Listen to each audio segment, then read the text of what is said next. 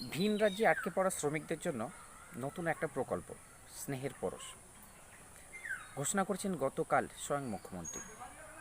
এখনও পর্যন্ত অনলাইনে আবেদন শুরু হয়নি, কিন্তু আমি আজকে বলবো এই প্রকল্প নিয়ে।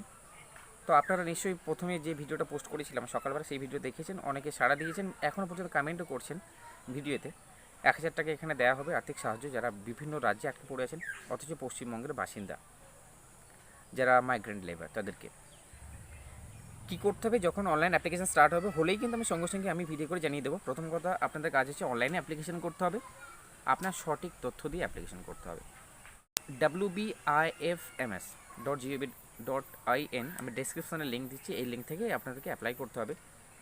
ইন্টিগ্রেটেড ফিনান্সিয়াল ম্যানেজমেন্ট সিস্টেম এই সাইটটায়, অর্থাৎ আপনার এই সাইটে। আর সেখানে আপনার সমস্ত রকম সঠিক তথ্য দিতে হবে, এই কারণ আপনি যে তথ্য দিয়ে সাবমিট করবেন ফর্ম ফিল আপের at the time of form filling up, সেই ডকুমেন্টস অনুযায়ী কিন্তু উইদিন 24 আওয়ার্স আপনার যে ডিএম বা জেলা শাসক, তিনি কিন্তু আপনার অ্যাড্রেসটাকে ভেরিফাই করবেন যে হ্যাঁ সত্যি আপনি এই অ্যাড্রেসের, পশ্চিমবঙ্গের এই অ্যাড্রেসের বাসিন্দা কিনা। যদি সেটা হয়ে থাকেন, কনফার্ম যদি তিনি হন, তাহলে কিন্তু আপনার অ্যাকাউন্টে টাকাটা ট্রান্সফার করা হবে, গভর্নমেন্ট এটা দেবে।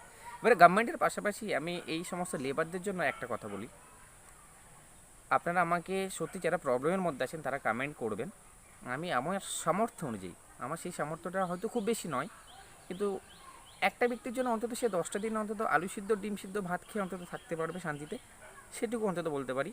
আর সামর্থ্যটা এতটাই বেশি না যে আমার যারা যারা কমেন্ট করবো সবাইকে আমি তাদের পাশে দাঁড়াতে পারবো, সেটা না।